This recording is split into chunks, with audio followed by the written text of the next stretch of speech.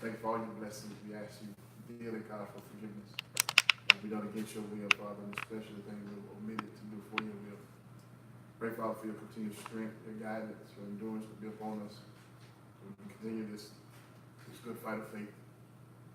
Give us the strength we need, Father. We pray, Father, your blessing upon all those who are sick, Tony's mother, and those who are dealing with illness now. God, we just pray for your strength and guidance upon us. And we thank you, God, now. Yeah. Thank you for all your blessings. Thank you for your health and strength, our health and strength. Thank you for just allowing us to be here tonight. Open our minds, our hearts. Guide us through your word, Father, that we can get closer to you. That we might be able to use by you, God, to give you glory. Bless us here now and forever.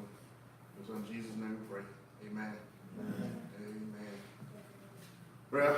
Well, tonight what I want to do is we're going to do what I call a prequel. Y'all know what a prequel is. Movies, when they make movies, I'm a Marvel fan again, so Marvel make a lot of prequels. What that means is they put a movie out, then the next movie won't be the sequel. The next movie will be what would have happened before the first movie. All right, so we're going to do kind of a prequel tonight in our lesson tonight, and show, we'll give an outline on what would have brought us our lesson last week.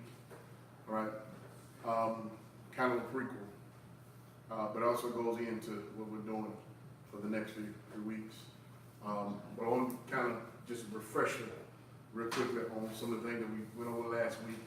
And what we're going to do coming days, we're going to take each name, each text, go look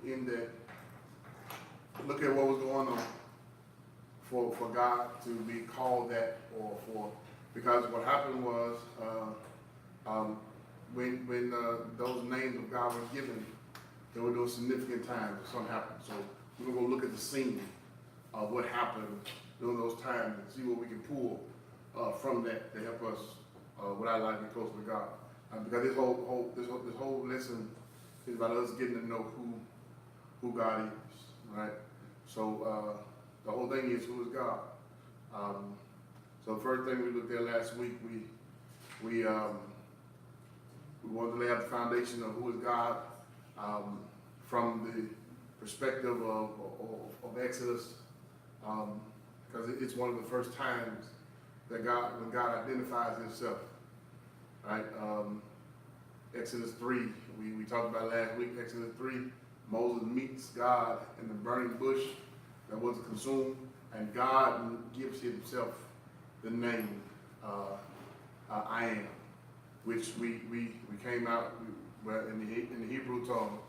I am literally means Yahweh. Remember last week we dealt with the word Yahweh. That Yahweh is what God called himself. And so the Jews, the Hebrews believe that because God called himself Yahweh, that name is too sacred for a man to say. Although Moses had to go tell Pharaoh that Yahweh said, let my people go. The Jews still believed that name was too sacred to say, and so instead of saying Yahweh, they would say Adonai. We seen that last week, and we saw where the term Jehovah comes from, where they took the phrase Adonai and added the vowel into Yahweh and made Yehovah, and which is interpreted as Jehovah. And so you got the whole group of people, the Jehovah's Witnesses, who claim that that's the name that God should be called, but it's really not a Hebrew name. It's a transliterated name. Because remember we said there's no J's in the Hebrew or in the Greek. So Jehovah and Jesus come from transliteration, where it was translated over from Yahweh or Yeshua for Jesus. And then that's what. So you'll hear these woke cats say, well, there's no J in Greek and no J in Hebrew. So where y'all get the name Jesus from? Well, it's a translation. It's cool that we call him, and y'all may hear me sometime in prayer, call him Yeshua. The Greek term that they would call Yeshua HaMashiach, Jesus of the Christ, or Jesus the Messiah. And so that's where we get that phrase from. Remember, Yahweh means to be. He was saying when he said I am, in broken English, it would sound like I is. I is, I am, or to be. Remember we said it's in the imperfect tense, which means an action that has begun but not yet complete. So he's saying that God is saying that who I am, I'm what started but ain't finished yet. So that's who God is that I'm the one who started, but I ain't nowhere near finished yet. So Yahweh is the more proper name. So in your prayer life, if you choose to say Yahweh versus Jehovah, you're good. Now Jehovah, there's nothing wrong with saying Jehovah, but in your prayer life, if you choose to say Yahweh, it is fine. In my Old Testament survey class, I just wrapped up, I made a B in the class, praise God. I just took a 2-hour final exam too. But one of the things that the author in the book was using he never ever used the term Jehovah. Never in the book used Jehovah. He always referred to God as Yahweh in the Old Testament, in our Old Testament survey class. So what the implication of Yahweh is one God versus many gods. That's why he was saying that I am. Moses said, who? Moses asking the question, who should I tell them to send me? Because they recognize a lot of gods. We've seen a lot of gods. Even Midian had multiple gods. So Moses says, when I go back to Pharaoh, who do I tell Pharaoh to send me? God said, tell him I am sent you. Yahweh sent you. That tells that I am the God over every God, because I'm the only one true God. There is. God is, we're focusing on, God is eternally existent, while other gods either die or don't exist. Paul said something we'll look at later on in our study. Paul said there is nothing to an idol. There's no such thing. Ain't nothing to an idol God. Ain't nothing to an idol. They have no power. Idol gods. One of the main idol gods that the people worship in those days was Baal. Was a fertility god. Jesus was accused one time of being, y'all remember Beelzebub? They accused Jesus of casting a demon by the power of Beelzebub, and we said there was another name for Satan. It really isn't. Beelzebub is not another name for Satan. Beelzebub was a god they believed in those times. And here's where Beelzebub come from. Beelzebub come from, and I'm sure how insulting this was to Jesus. Jesus cast a demon out of a man, and they said, you did that by the power of Beelzebub. I'm sure how insulting it was to Jesus. Beelzebub literally means Lord of Flies, or God of Dung. Beelzebub, the first idea of Beelzebub came because they seen a pile of dung. I know what dung is, right? A pile of dung. And they looked and seen maggots crawling around in it. And they said because life was in it, they recognized that as a God. Because they said it created life. Beelzebub. And so they said Jesus, he cast a demon out of man. Jesus cast him out by the power of the Lord of Dung. That's how insulting it was to Jesus. So he said, look, no, this is done by the power of the Holy Spirit. And you can blaspheme against me. If you blaspheme against the Holy Spirit, there's no forgiveness. So there's no God but God. All right? God is self-existent, self-defining, and the only uncaused cause that nothing caused God to be, God caused himself to be. When did he do it? I don't know. He just did it. Because he's God. All right? So tonight, what I want to do is our prequel. And this will be the lesson that will set up us going into looking at the names of God, who God really is, and to tell why we want to see this. Some of us been in church a long time, why do we want to see who God is, right? So, check out this quote, this first quote. Right? Zeal without knowledge is fire without light. Can you imagine fire without light? It don't make sense, do it? Fire without light don't make sense because naturally fire got to give off light. All right. So then notice the quote again. Zeal without knowledge is like fire without light. This is gonna make sense in a minute. But there's something that we have come to own in our faith in Christianity over the years through tradition. That when you sit back and think about it, or the older we get, the more knowledge and information we get, the more we start to see that those things don't make sense. Fire don't make sense. I mean, it don't make sense that fire don't give off light. Now, back to when we talk about the burning bush, when the text says the bush burned but was not consumed, that means there was no combustion, there was no smoke, there was no ash, there was no smell of smoke or nothing burning because it wasn't consumed. Right? However, when you think about the idea of fire burning but not giving no light off, really don't make sense. So notice this quote again from Tom Fuller. Zeal without knowledge is fire without light. All right? Even I even go add some more to it. It's fire without heat or light. So I can fire and not give off heat. How can it not give off light? All right, y'all got that? All right, now here's why we said that. All right, Paul writes to the Romans, and he's talking back about Israel. And here's what he said about it. He said, my brethren, my heart's desire and prayer to God for Israel, that they might be saved. He said, I bear the witness that they had, watch this, a zeal for God. But watch this, but it's not according to knowledge. All right? They got a zeal for God. God's people have a zeal for him. But the zeal is not according to what they know. All right? Now, this how it's going to make sense to you. It makes sense to you when you realize what zeal means. Or you may know what zeal means, but let's put zeal in a different light. All right? Here's what zeal is.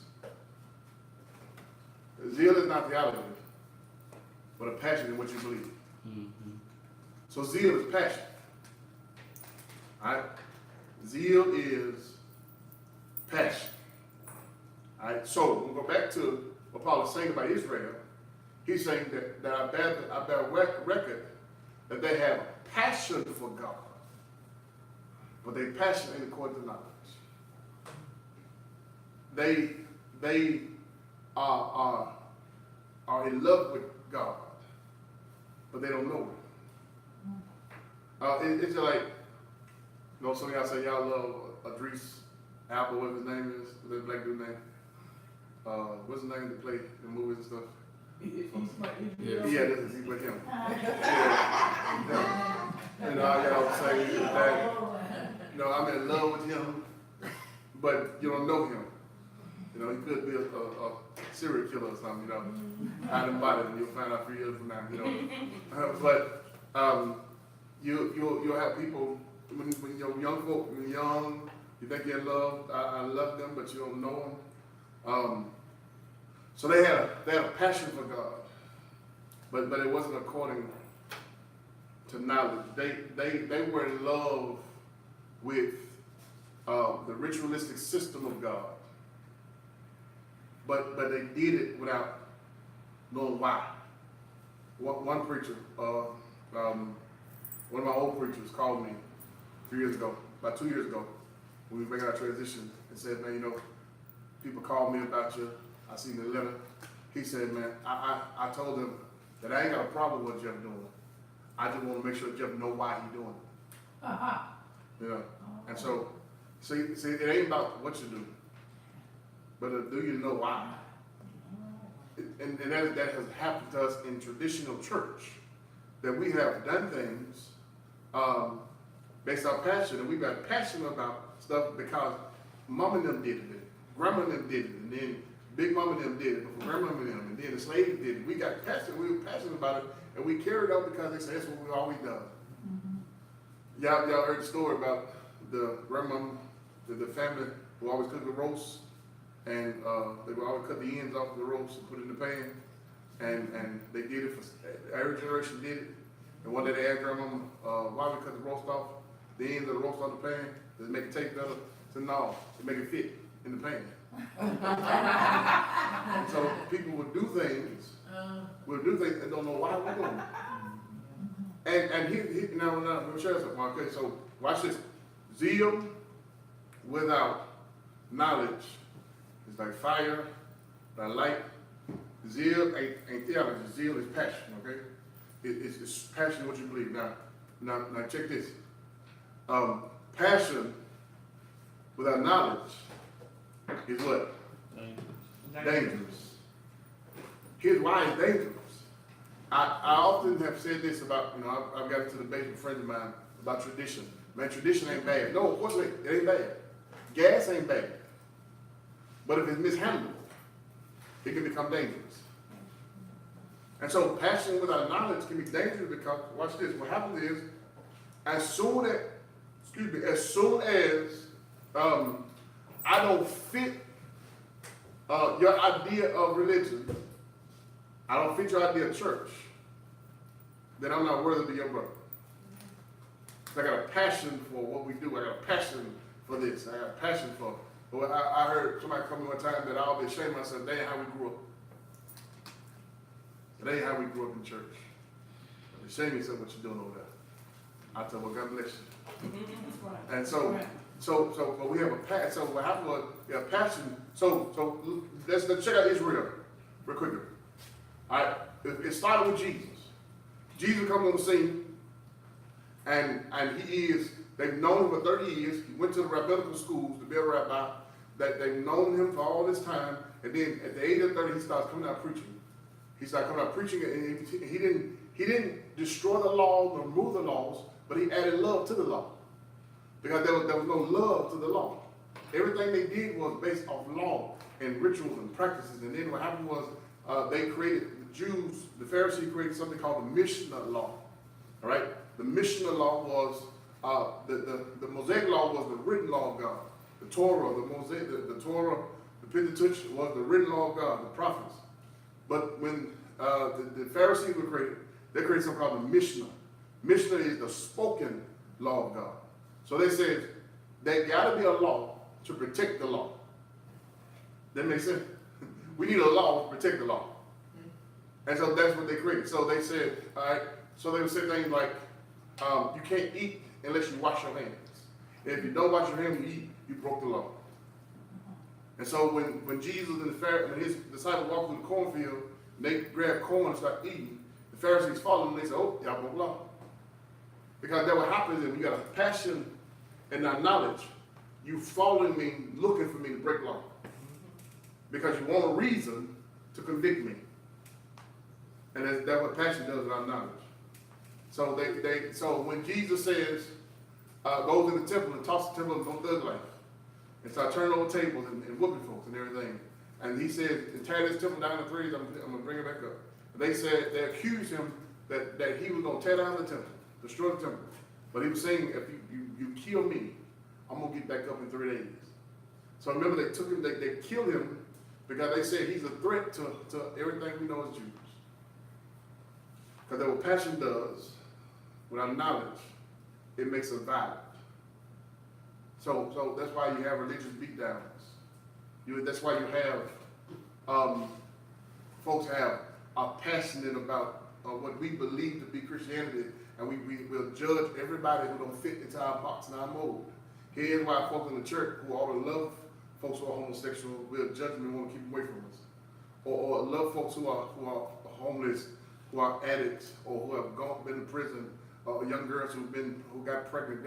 That's why the passion for religion, the passion for church, make us hate them and put them away from us. But knowledge, or knowing why we do what we do, will cause us to know that I ain't no good either. And yet he still loves me. And yet the same love that would transform me, and the same love that got to go through me to transform them.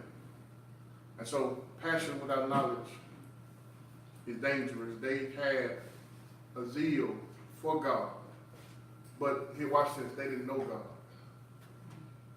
So they went to church every Sunday.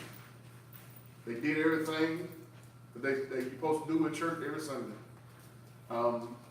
They was faithful going to church every Sunday, but they didn't know who God was. So what was it then? What happens then when you go to church every Sunday? And you've been going to church every Sunday, and you don't know who God is. Well, you walk out of the service, and you can't tell the difference between you and the world. You don't know who God is. That's why passion without knowledge is dangerous.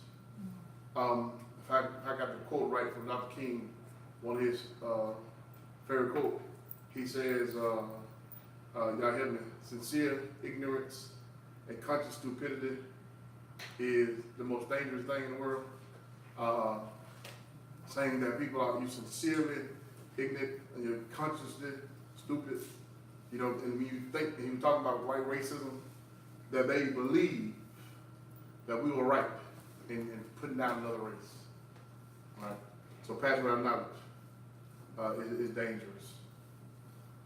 So then the whole idea is to know God as much as we can. Now let's look at something that's kind of confusing. All right. God, remember what we said last week? God reveals himself to us in doses. Simply because we can't handle the fullness of who he is because of our humanity. So what God does is God in doses reveals himself to us throughout our life. Quote Amos Young again, the Pentecostal theologian. He says, we meet God and we spend the rest of our life living on two questions. Who is the God that I met? And what does he want with my life? And so the idea is God continues over our life to introduce himself to us in small doses. So we talked about Jehovah Jireh, God provider. For God to introduce himself to us as a provider, we first got to get in need. Jehovah Rapha, our healer. For him to introduce himself to us as a healer, I get sick. Jehovah, the one I remember I told y'all, Jehovah Shammah, my favorite. The God who's there. For God to show us he's there. And then we got to be lonely or in desperate. And so God reveals himself to us in doses. God reveals himself to us over time. But get this, y'all, we still can never know the fullness of who he is. You ain't got enough life in you. You won't have enough life to still fully know who God really is. Moses asked God on the mountain, he said, God, show me your glory. And God told Moses, you can't see my face. But Moses asked to see his glory. God said, you can't see my face though. He said, I'm going to show you as much as I can show you. Here's what I'm going to do. I'm going to put you in this rock. I'm going to put you in this cliff, between this rock and this cliff. I'm going to put my hand over you, and I'm going to pass by. And when I pass by, I'm going to move my hand, and I'm going to let you see my backside. Because if you see my face, you'll die. Because I'm too much for any human to handle to see me. And so he said, I can let you see the behind. Now God ain't got a back like me and you got. Because God ain't human. But what God was, he said, I'll show you, Moses, enough of me that you can handle without you dying. Because y'all remember what happened to Moses when he went back down to talk to the people? Anybody remember what happened to him? When he talked to the people? The text says he glowed so much. He had to put something over him. Because he had been with God so close, he had been close enough with God to where God's essence rubbed off on him. Wow. And he glowed. He illuminated. So he had to put a veil over his face to talk to the people because they couldn't even look at Moses. Because when they looked at Moses, they had to hide their eyes because he was glowing so much, because he had spent that much time with God. So here's why when you start looking at the Bible starts talking about walk in light and let this light be in you. And we were singing those songs, this little light of mine, I'm going to let it shine. Yes, sir. Because that we ought to have spend enough time with God. But when people talk to us, there'll be something they see. Remember we talked about Ruth Sunday? But Ruth saw so much of God in Naomi. When Naomi said, go back home, Ruth said, no. I want your God to be my God. I want your people to be my people. Where you die, I'm going to die. Where you lay, I'm going to lay. Wherever you go, I'm going to go. Because Ruth saw so much God in Naomi that she figured that I need to be with that God that you serve. Right? So what, let's deal with this. So we're talking about getting to know God as best we can. Right? So watch what he said. Paul said this. This is Paul said in chapter 1. Romans 1. For the wrath of God is revealed from heaven against all unrighteousness and unrighteousness of men who suppress the truth in unrighteousness. So remember what Paul said. Let me go back real quickly. Paul says here, they suppress the truth of God in unrighteousness. Watch what he says here. He says, for they have a zeal of God, but it's not according to knowledge. So then, watch this. Knowledge reveals truth. Truth is knowledge. And when you don't have the knowledge, the truth and the knowledge of God, it leads to unrighteousness. Every time. So he said, because what may be known of God is manifest in them, for God has shown it to them. For since the creation of the world, his invisible attributes are clearly seen. Stop. How is something invisible clearly seen? He says, God, since the beginning of the world, his invisible attributes are clearly seen, being understood by the things that are made. That's how they are understood. And even his eternal power and godliness, so that they are without excuse. Y'all been keeping up with Hurricane Michael? And the phenomena, what this thing is, they said that this messed all the meteorologists up. They had never seen it like this because from Sunday, it was in Miami, at the bottom of the state of Florida. By the time it got to the Panhandle, it was a category 4. It was a tropical storm. It was at the bottom of Florida. But by Monday, it had turned to a category 4. Or by yesterday morning, it had turned to a category 4. And they believe now we're in category 5. Have you seen the destruction that it caused? They said usually, normally, a hurricane, as the closer it gets to land, it slows down and breaks up. This one sped up and gained strength the closer it got to land. And it stayed at category 2 and 3. You got halfway up Georgia. Right now, it's still a tropical storm, 40-mile-an-hour wind. And they can't, it's in North Carolina now. And they can't figure this thing out. But Psalm 148 says that the stormy winds and the rain praise God. And so when nature's happening, nature's revealing God's power. And all nature's doing praising God. Yeah. So all this destruction and everything that's going on is bad. God will bless them. But all nature doing is praising God. Wow. And so it's when you are trying to figure out, okay, how do I recognize God? Look at the stuff that you ain't got control over. Look at the stuff that happens, and look at the stuff that goes on in life, in nature, that we just, you ain't got control how the sun comes up and down. Oh. We ain't got control how the moon, when the moon shines, when it ain't gonna shine. That the earth turns, and we literally sit, arguing now about flat earth, round earth. I know the earth round, because when I was in Miami, our room was facing the water, and we watched the boats. Every day I said to watch the boats disappear. They got so far, they were like they was a drop. Got the earth round. And so when the Bible says the invisible attributes of him are clearly seen, you clearly see them by the things that happen that God causes that you and I can't control, that we can't touch. Wind, all that wind is blowing down there. You can grab it, you can touch it, but you can feel the power. You can see its effect. You can see what it did. It wiped out Panama City. It literally wiped that place out. And because that's the power of God. And so when folks try to, I feel sorry for people who don't believe in God. Because you have no other explanation of how life works unless there's a divine creator and somebody in control of everything. All right? So here's what Paul is stressing, and we're going to go a little further, that because people have a passion for God, because every person that's living, every human has something in them to worship something. Every person, that's why you see all these civilizations, everybody bring up God, because everybody work to worship something higher is in everybody. So what happened was Paul is addressing how people left God. So he says God has revealed himself through invisible stuff, through his power, so man ain't got no excuse not to understand and recognize God. He said, but this is what happened.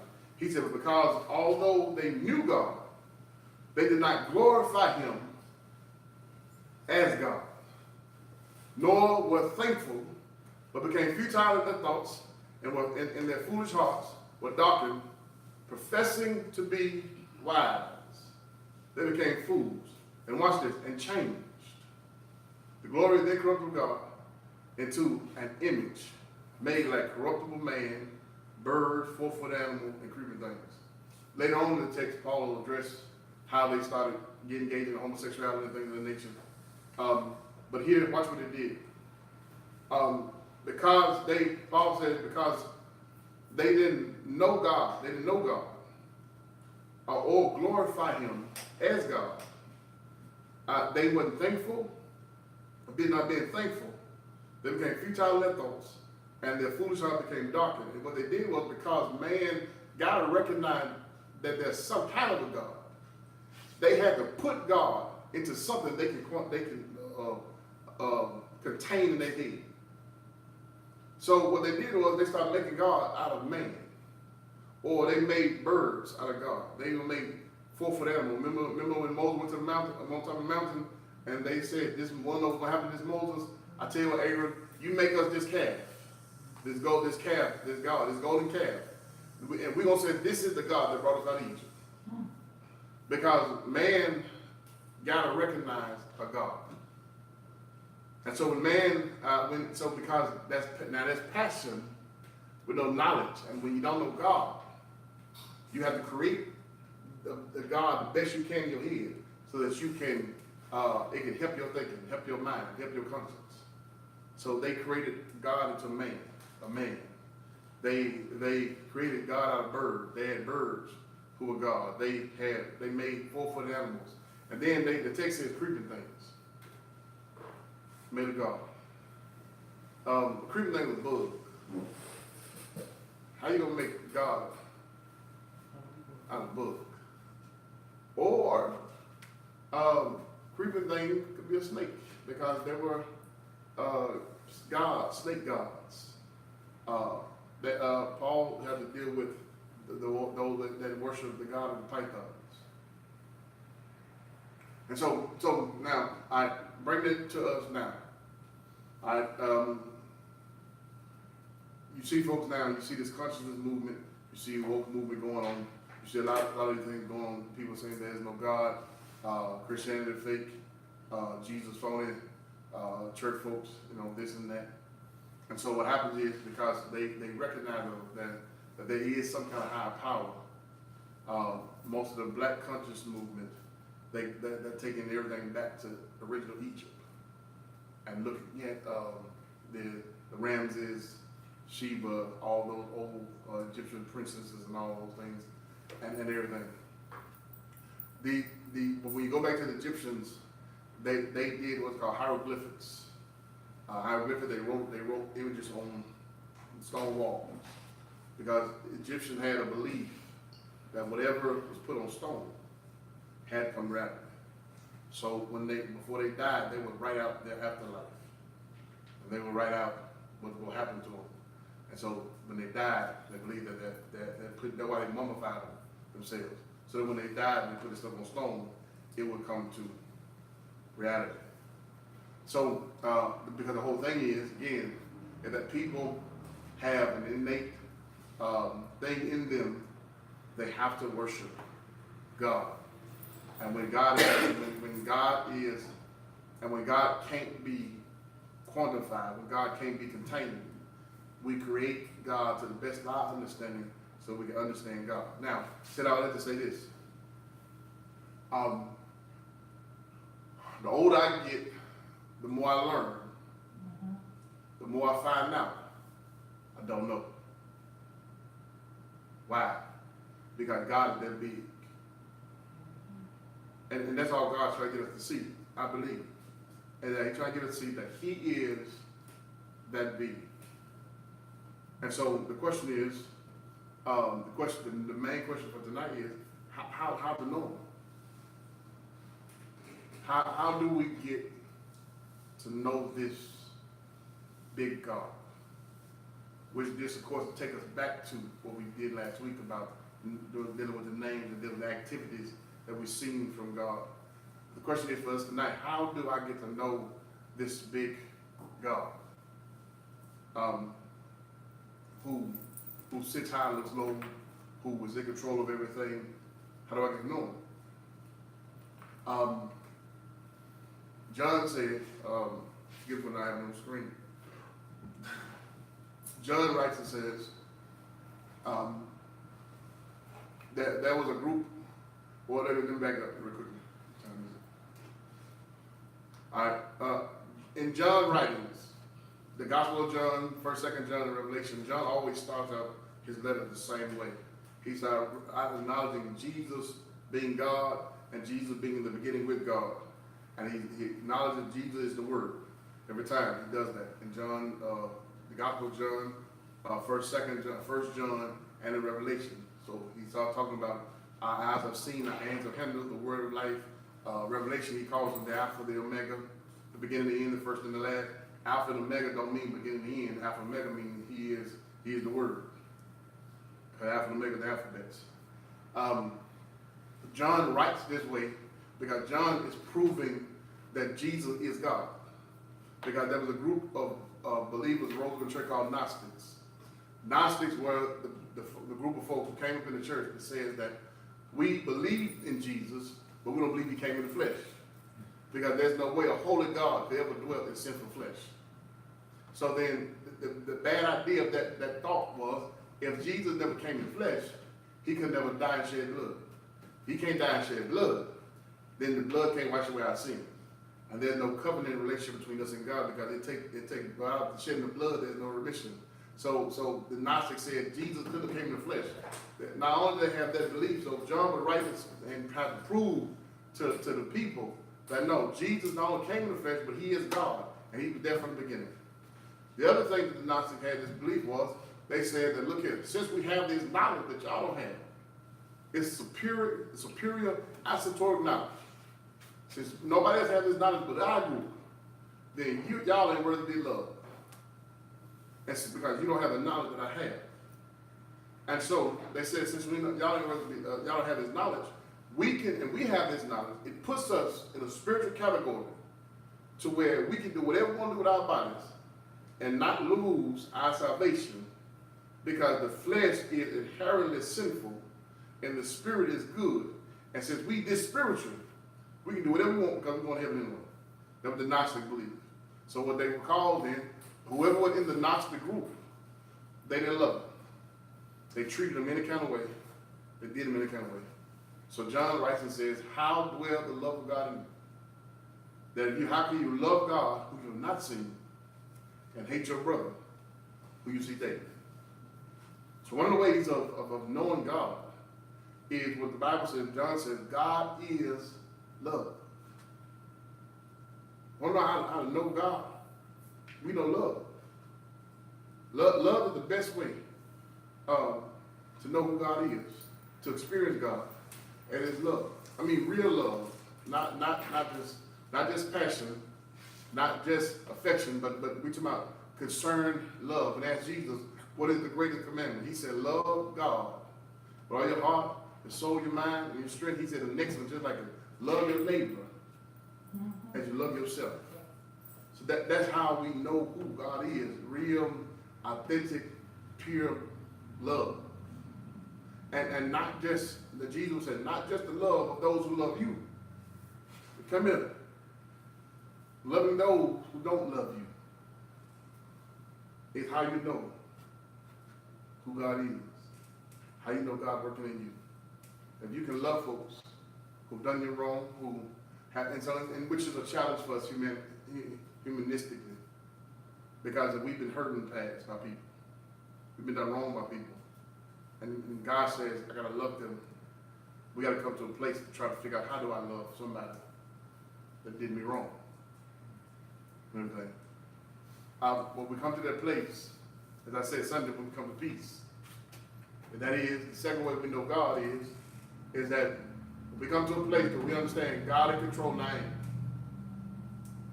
And I recognize that He in control, He got this.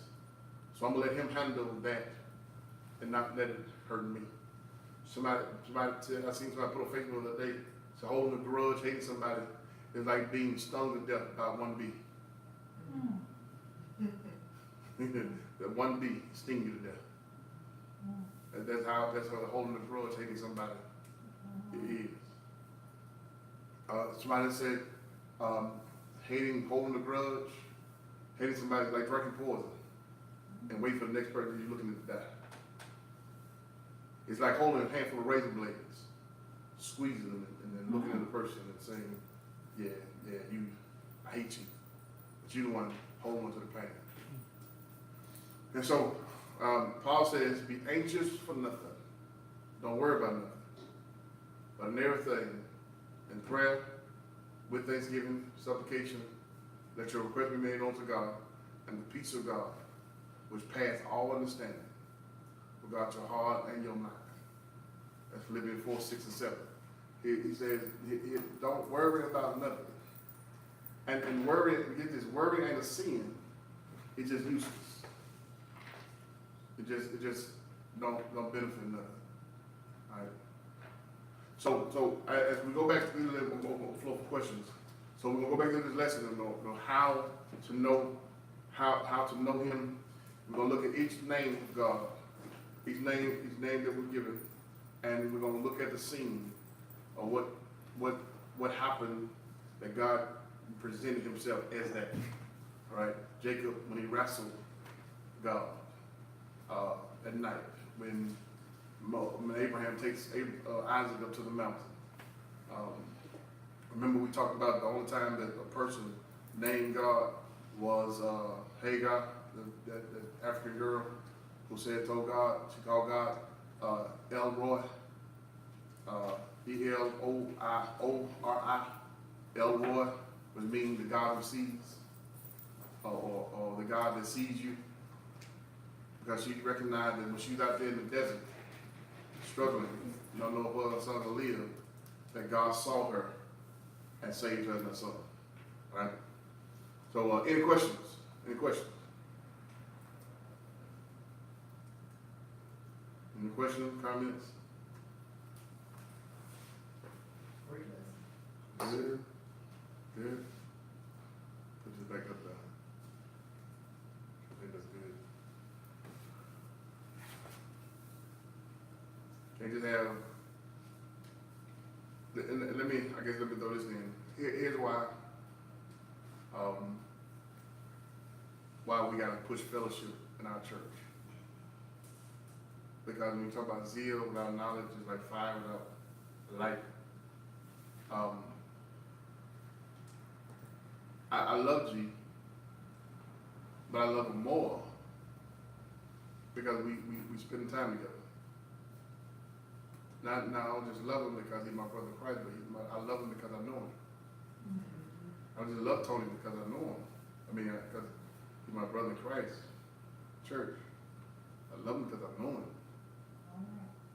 And so here's why it's important to spend time together. Well, I don't just say I love him, but I know why I love him. You know, I know about you. I know you. So I can say I love you, and I can really explain why I love you. Same with God. You say I love God. Tell you why I love him. Why I know him. Why I'm goofy enough to follow in spite of. So this is what we're doing next week. All right. So next week we're gonna start with We'll start with Elohim and Adonai. We're gonna look at those. We may just look at all the L's next week, next Thursday. We'll look at all the L's. El Elyon, El Shaddai. Those L's. Elohim is plural form of God. So whenever you see the Bible says, when God seems like he bipolar, when it says, let us go down, let us, or who shall we sing? The council is talking to each other. All right, no question, no comment? Good.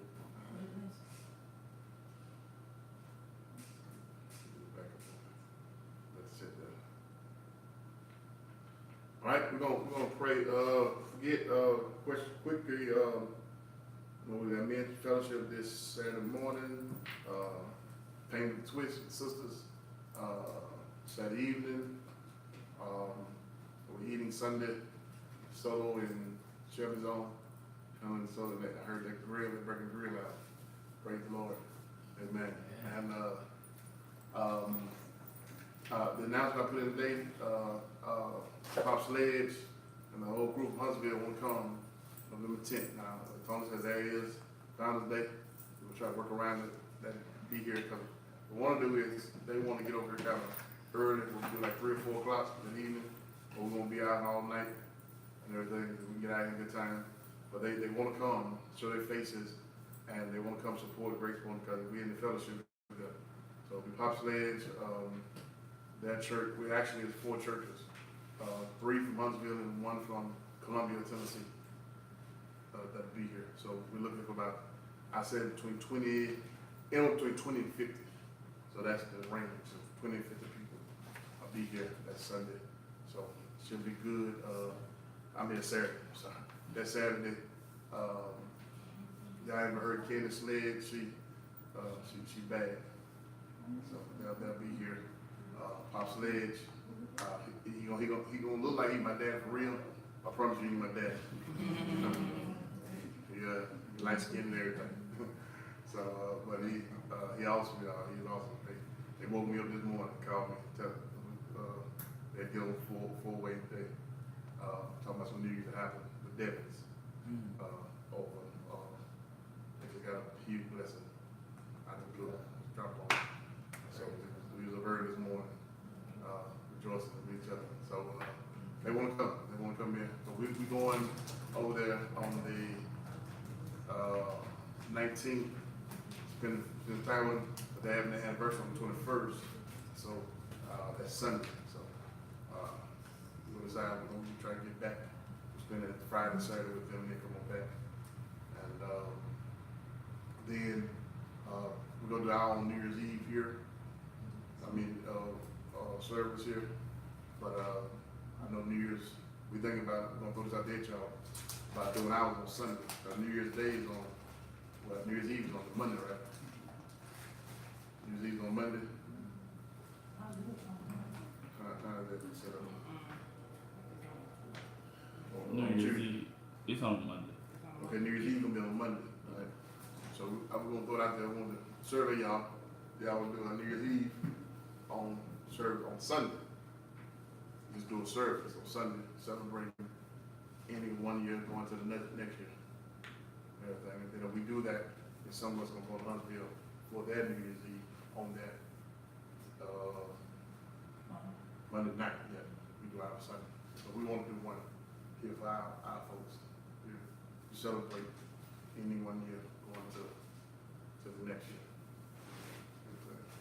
We'll bring New Genesis in and see if they want to join in this celebration. Smith Grove, a couple more of them want to come in with us. All right. Any other announcement? I pray for Tony's mother. She's in the hospital. Anybody else? I know Cuddy's husband Richard. He's at home and he's doing better. Who else? Good to see Robbie out. Any other Fallon we haven't seen Fallon in a while. Fallon is taking care of her father. He's not able to, he's not mobile anymore. So like her auntie and they take care of him during the week. So the weekend she tried to get him a break and try to relieve, take care of him, watch over him. We've been talking to her, trying to push out, see if she get a break from on Saturday, spend time with the sisters, and just get a break for herself and everything. So just today, pray for her. Young girl trying to make it, the best she can. So we're gonna keep praying for her. Reach out to her whenever you get a chance to. All right. Keep praying for the college kids. Amen. Stephanie, praying. Amen. Still praying. My wife was a little sick this morning, so pray for her. Jesus wills. Pray for Jehovah Rapha. Amen. So let's pray. We got some snacks up there, y'all. Got a little bit. Everything. All right, let's pray. Father God of heaven, we bow now, God. We thank you. Thank you, Father, for being God. Thank you, Father, that above you there is no other. Thank you for your Holy Spirit. Thank you for your word. Thank you for all your blessings. Thank you for grace, for mercy. Thank you for peace, hope, faith, and love. Thank you, Father, for just the life you've given us to be here tonight. Pray, Father, that you continue to help us just to be better. That will, Father, give you glory. Look at our lives, Father, and help us strengthen our faith, strengthen our health, bless our finances, bless everything we need, God, just to give you glory.